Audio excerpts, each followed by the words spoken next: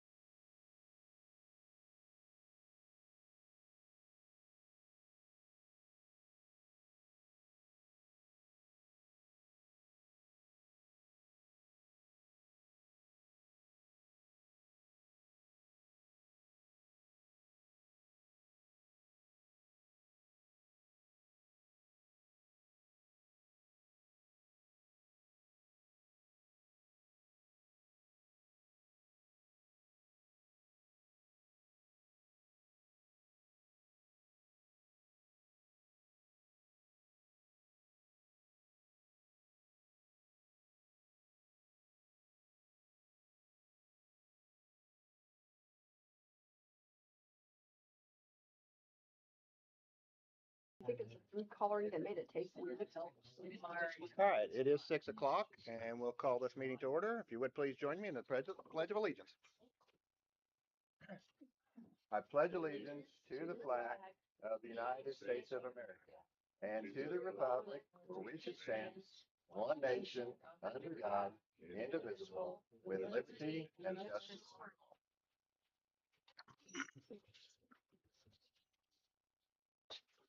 And each month we share a portion of our vision, mission, and core values.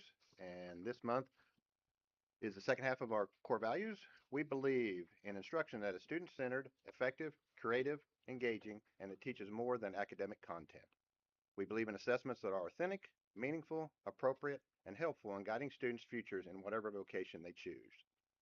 We believe in technology that enhances learning, enables education in varying environments, and prepares students for current and future technological advances. We believe in facilities that should provide a clean, safe, and effective learning environment. And we believe in proper stewardship of resources that supports the sustainability, security, and effectiveness of our school district. And now we'll go on to recognitions from the middle and high school. Okay, so we've had a busy summer so far for athletics, I think, if you've kept up. Softball had a great representation at regional. Holden Wiseman was a regional qualifier for golf. Bo Busenberg finished 25th in the state for long jump. Basketball has had a couple of successful tournaments. JV and varsity cheer went to camp at IU and they came home with a second top camp routine and a second spirit performance for cheer. So those two, they had some pretty stiff competition, I think. I think there were like 17 other squads and most were much bigger than them. Farrah Hostetter was an All-American this year, so that's exciting for her. Anna Allen received a Leadership and Spirit Award, which was pretty awesome. I don't know if we've had one of those anytime recently, so that's huge. And she was just a freshman this year. So Chase Wiles for baseball had he made it to the All-Star game as the pitcher. Beta, they just had their National Beta Convention in Nashville, Tennessee, where Sada Vanderay got ninth place for Spanish, which is huge. And then Abby Richards got third place in spelling. We had a pretty strong Living Lit, but they did not place in the top 10, but they represented well. It's been a while, but Rhino Gibson signed for his youth apprenticeship with ROI Edmonton, so through the Microelectronics Academy. And then we had a really successful summer school. We have had 20 of our incoming freshmen complete health and PE, and we had 12 other students complete a total of 17 courses. And then multiple students did driver's ed as well. Let's see. We had 3 teachers move classrooms, and I think that was a pretty smooth transition, thanks to our custodial staff and our maintenance guys who have moved boards and all the things. And I think that's about it. We have multiple students involved in Shawnee Summer Theater, so if you haven't been, go check it out. We've got Sioux School Musical for one more weekend, and then Oklahoma starts after that. Thank you. Yep, thank you. And then recognitions from the elementary school. We have completed interviews for a new secretary, and I'll have a recommendation for you for the July board meeting. We also have had some classroom moves, and so I want to give a shout out to the custodial crew who did a really great job of getting those rooms cleaned pretty quickly so that teachers could make those moves, and they were good about helping move furniture and accessories. So that's gone really smoothly. The K-5 reading plan has been submitted as per Indiana code. And we also had summer school, a successful summer school for 2nd and 3rd graders. We did have a couple more students that passed iRead, so we celebrate every single one of those. So it was good for them to come and be dedicated and really put the energy into taking that test seriously. And then we're just, spending the summer updating documents and making some plans for the fall. So I'm excited about all that. All right, thank you. And then on to public comments. It looks like we do have 2 signed up, and each will be given 3 minutes to speak. First signed up is Lisa Mumo. Stand here or sit? Yeah. Right there, just fine. At home, this was 3 minutes, but I'm nervous. Dear members of the school board, I am here to express serious concern regarding current state of the special education department within our school district. My purpose is not to criticize individual educators, but to advocate for students whose educational rights are protected by law and who deserve access to meaningful, individualized support. I have observed several systemic issues that are negatively impacting students receiving special education services and preventing them from receiving the education and support that they are legally entitled to. My concerns include failure to consistently implement IEP accommodations and modifications, assignments that should be provided in accessible formats, such as read-aloud versions, are often not being modified or provided as required. Students are not consistently working on their IEP goals. There appears to be little to no direct instruction dedicated to helping students make measurable progress toward their individual goals. Resource periods are being used as study halls rather than specialized instruction periods. Resource time should provide targeted support and interventions, not simply serve as unstructured time to complete assignments. There are no direct services focused on student individual needs and goals. Students are being denied the individualized instruction that is the foundation of special education services. There is a lack, there is no programming for students who are not diploma tracked. These students require appropriate educational pathways, transition planning, life skill instruction, and individualized programming that prepares them for success beyond high school. The entire special education department is being replaced. Again. They were just replaced last year. The level of turnover raises serious concerns about continuity of services, staff training, institutional knowledge, and the district's ability to maintain compliance with student IEPs and federal requirements. There is inconsistent implementation of services between classrooms and staff members. Supports may be provided by one teacher, but totally disregarded by another. creating inequitable access to education. There is insufficient accountability and oversight. There should be systems in place to ensure that IEP services are being delivered as written and that students are making documented progress. Communication with families is inadequate. Parents should never have to discover on their own that services are not being provided. The Individuals with Disabilities Education Act guarantees students with disabilities a free, appropriate public education. An individualized education program is not a recommendation. It's not a suggestion. It's a legally binding document that every member of a student's educational team is required to implement. I respectfully ask the school board to take immediate action by conducting an independent review of the special education department, establishing stronger accountability measures to ensure IEP compliance, providing comprehensive training for all educators and staff on special education laws and responsibilities, ensuring resource periods are used for direct specialized instruction and not as study loss, creating and implementing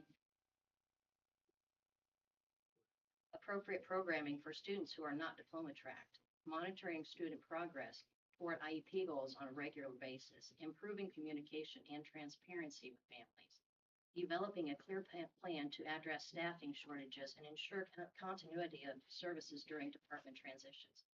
Our students deserve more than just our minimal compliance. Thank you. And then now Rick Mumal. Thank you. See, we knew it'd take more than 3 minutes. to go.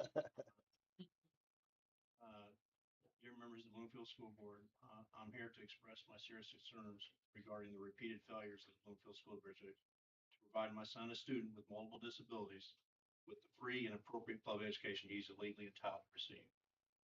Very big failure. My son has gone from being a full-time student to a half-day student to homebound and now homeschool student who attends one class so he can play the sport that he loves, which is soccer, with his friends, because his educational needs have not been appropriately met. This is not because he's incapable of learning. It is because the systems designed to support him have repeatedly failed him. Bloomfield School District receives approximately $12,210 annually in state special education funding from my son. This is in addition to regular funding and any federal funding, yet we are paying an online school to educate him due to the failure of Bloomfield to follow his IEP. Teachers have chosen not to follow his IEP, and administrators have failed to enforce compliance and accountability. The failures we have experienced include, but are not limited to, his safety plan was not consistently followed, he was not provided reliable sensory breaks or adequate staff to support his sensory needs. His assignments were not made accessible despite accommodations outlined in his IEP. His IEP goals were not worked on or addressed. His value and worth as a person were questioned because of his inability to read. When he becomes overwhelmed, his class was made to participate in calisthenics while being told it was Kai's fault, instead of receiving appropriate support and sensory interventions. Staff members received training related to his needs, yet during these trainings, most were observed joking, grading papers, talking amongst themselves, and generally not paying attention.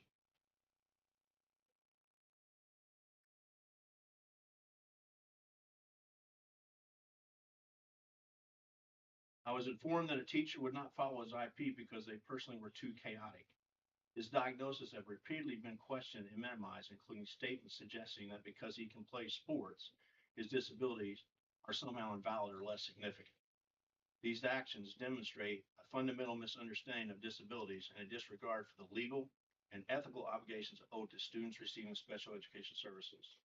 My son deserves an education that recognizes his strengths, supports his challenges, and provides him with the tools necessary to succeed. Instead, he has been removed from the classroom environment because the district has failed to provide the supports he was promised. Students with disability are not an inconvenience. They are entitled to the same opportunities, dignity, and quality education as every other student in this district. My son deserves better, and so do all students who rely on special education services. Thank you. So I've got something to say. And it's not a question you're going to be able to probably answer right now, but I have a few questions. One, is this a school problem? Is this a co-op problem, or is this a combined problem? And what can we do to fix that as a school? Because we have one staff member that started the school year out in special ed that's left, and this was her first year. What are we going to do to make sure we're retaining these teachers that do come in and they want to be in the special ed department? What are we doing to make sure that the oversight is done so that the IEP meetings are met and they're not having to be rescheduled or asked if the parents can have it without the proper people there? I feel like we need to make sure if we have somebody that works here and sees it firsthand, we need to make sure that these things are being taken care of properly. And I don't know if that's a school thing, a co-op issue, or a combined thing, but I think this needs to be looked into.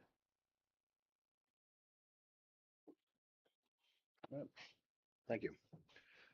And on to routine business.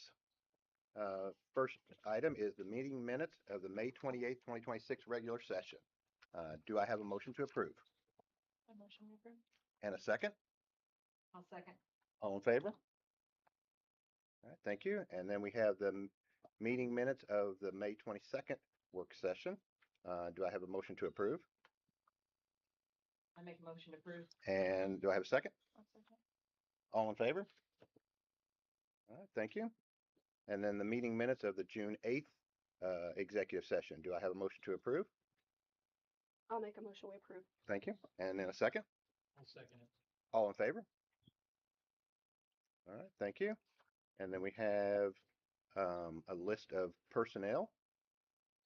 And I did have a request to remove the recommendation for Michelle Keene. So we will be voting on everything but that at this time. Do I have a motion to approve? I make a motion to approve. And do I have a second? A second. All in favor? And then for the recommendation for Michelle Keene, do I have a motion to approve? I make a motion to approve. Do I have a second? Second. Second, all in favor? Opposed?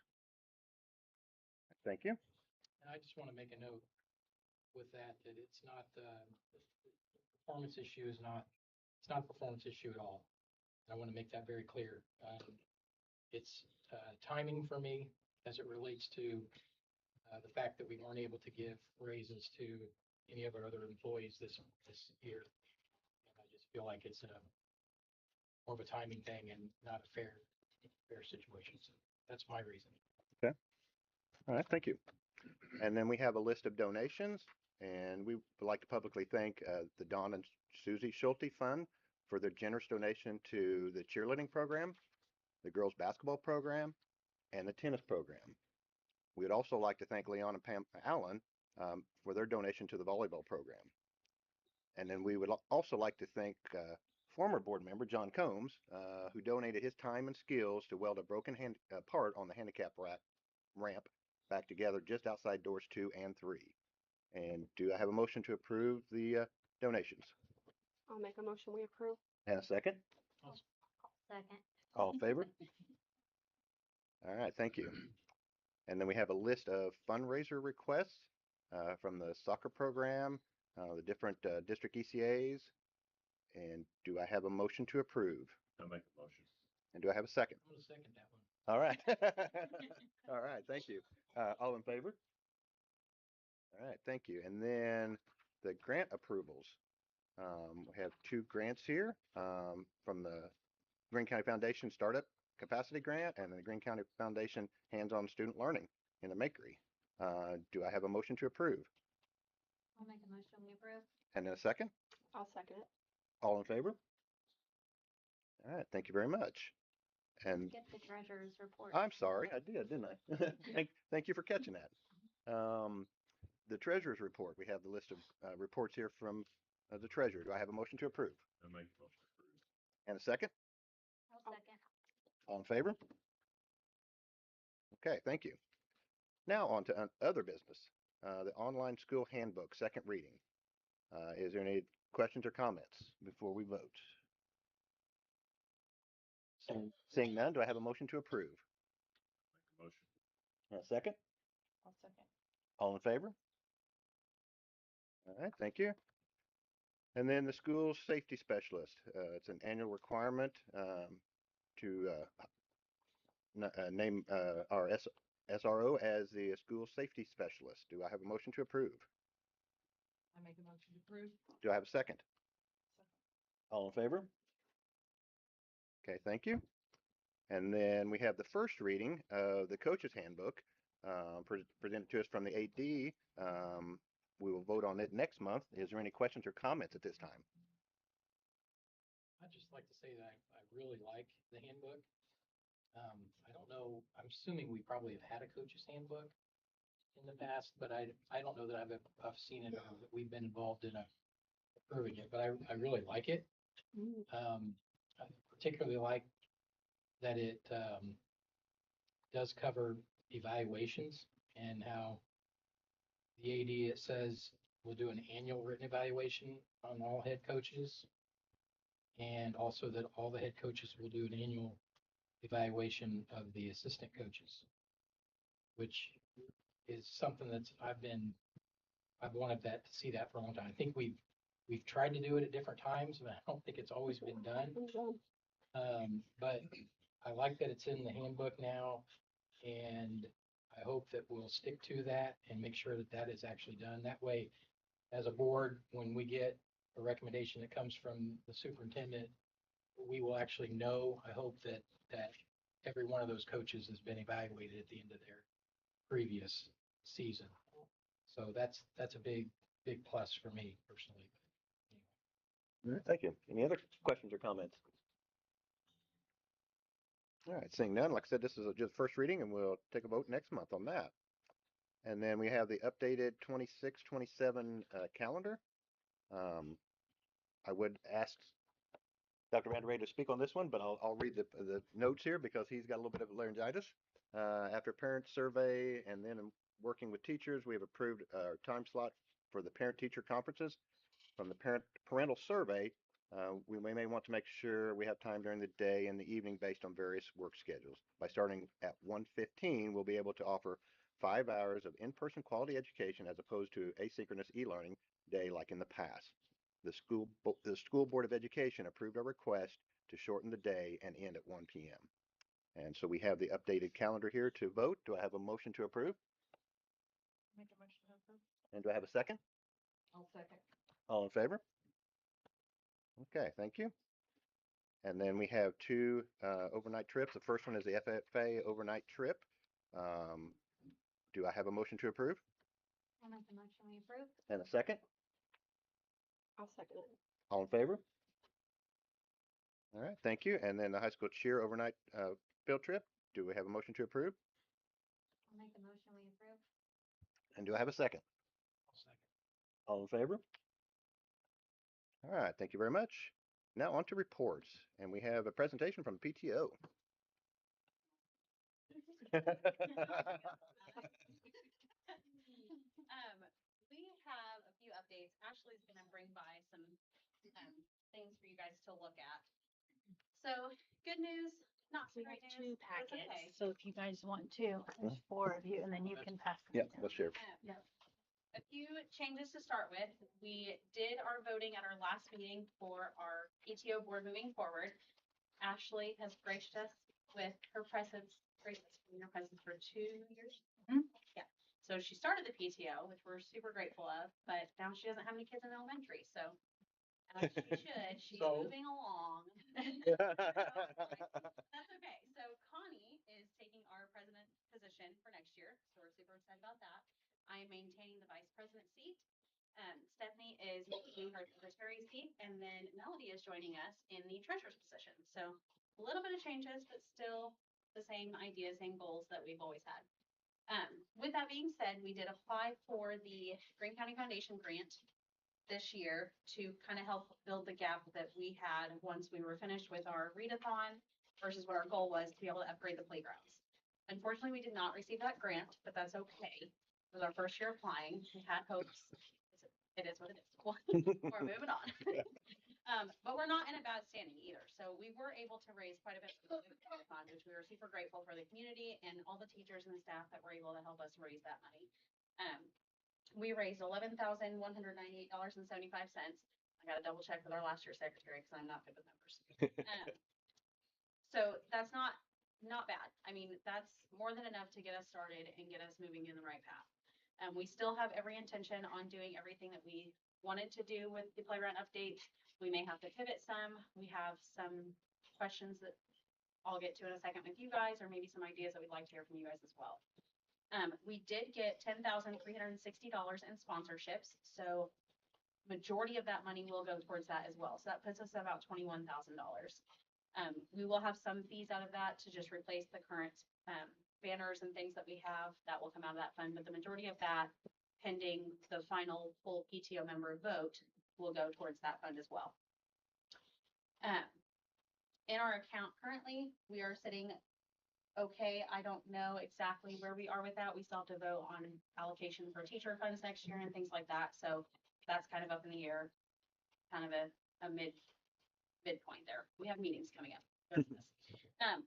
We are kind of seeking approval, and I know there's a process that we have to go through with you guys, but to get the process started, there's about $2,000 worth of things that we can go ahead and purchase if we have the approval for you guys.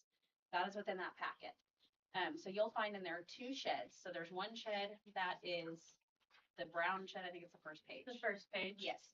That one, we want to order 2 of those, one for the upper and one for the lower playground. We feel like it is more than enough space to hold all of the balls, equipment, everything that we need.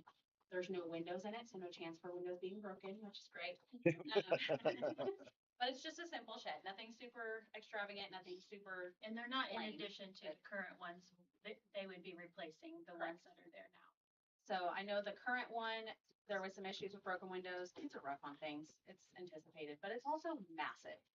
I know that there's an issue with kids wanting to play in it when they shouldn't be. It doesn't need to be that big.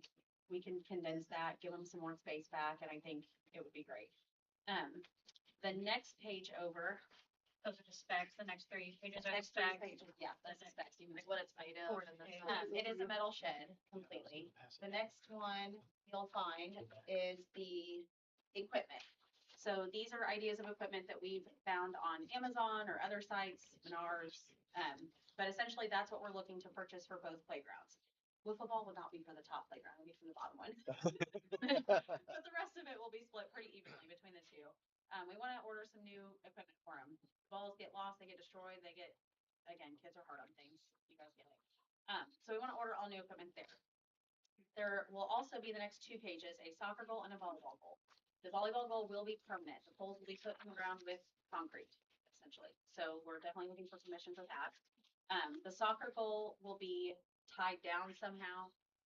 I don't know how it works. We'd love to talk with Troy. Kind of stake, maybe just Stake, something, yeah. you could still remove it. But again, we'll need approval for that as well. And then the next page is kind of a little bit off the wall idea. Let me interrupt you real quick. for it. Both the soccer goal and the volleyball net are both for only the lower playground. Yes. The upper elementary. The last shed, something that we've dealt with being an issue for the past 2 years is storage for the PTO supplies. We have a lot of totes, whether it's for the Halloween stuff or whether it's our walkathons, readathons, whatever or fundraiser we have a couch. We have all kinds of stuff. So we don't have a place to put it. It's currently being stored at my office in Linton, which is not ideal. We would like to have it closer to home. We would like to have it easily accessible.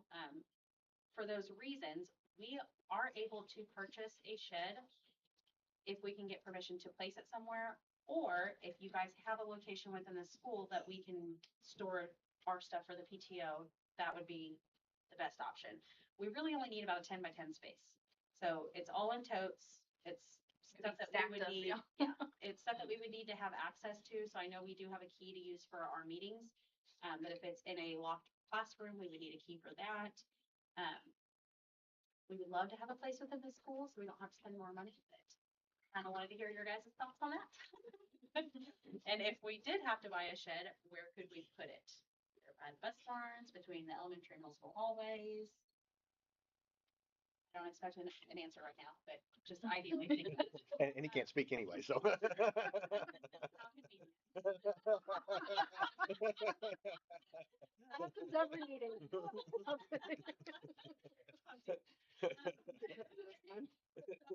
Moving forward, is there a plan in place to update any of the necessary playground equipment that is falling apart or may need to be replaced to be up to code? Is there currently anything in place? We're only asking that because we're looking at for like our next fundraiser type stuff.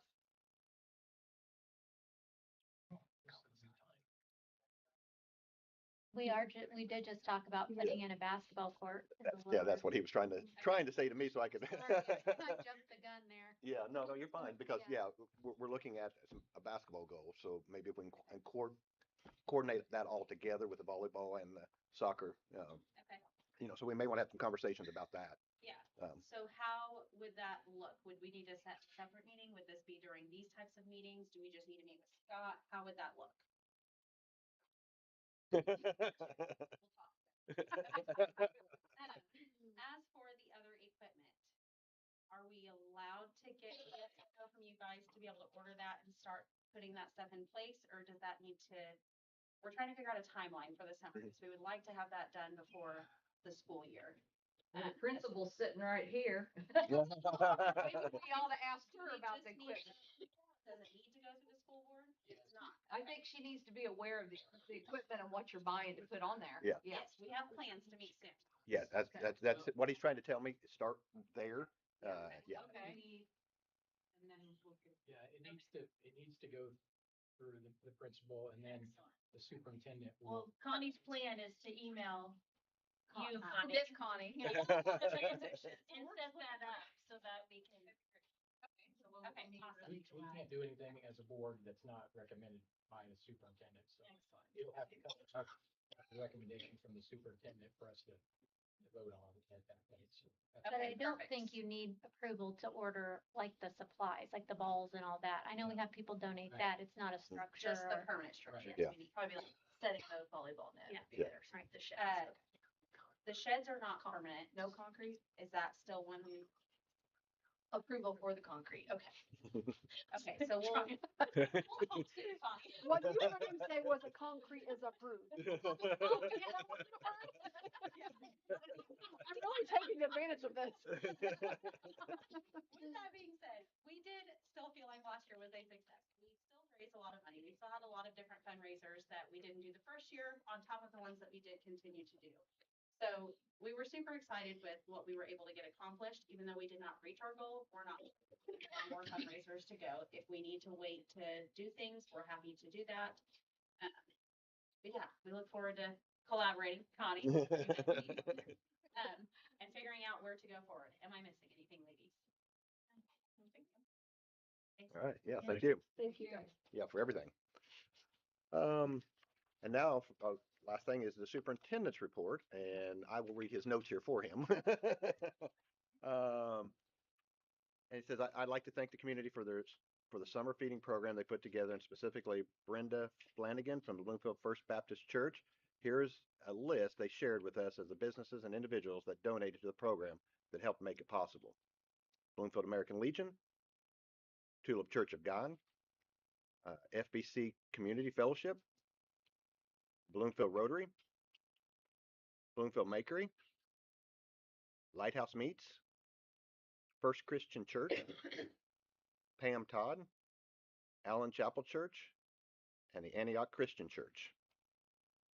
And then he also has an update on the strength and conditioning program. As many as up to 22 have shown up, and almost all sports have had athletes show up this summer. The average has been around 15 to 16, according to Coach Whitmer. And I think that's all you had for your notes. So do we have any board member comments and items for future agendas? I'd just like to say, Lisa and Rick, we hear you, and I know that's got to be frustrating. I can't imagine, having to have those concerns or worries with my own kids. So I know how serious you take that and how frustrating it is, but I mean, I think we hear you as a board, and we'll make sure that, that's looked into. I'd just like to thank you both for coming, and I do have an understanding of what you're dealing with, because my own son has an IEP, and it has been a struggle at times. And we as parents, the most important thing we can do is advocate for our kids. So kudos to you guys for being here and having the tough conversations, and and, you know, making sure that we're aware and, you know, and holding us accountable and things like that. So thank you for being the parents that you are. Other board member comments? All right, seeing none, our next meeting will be the regular school board meeting Thursday, July the 30th at 6 p.m. here in the middle in High School Media Center.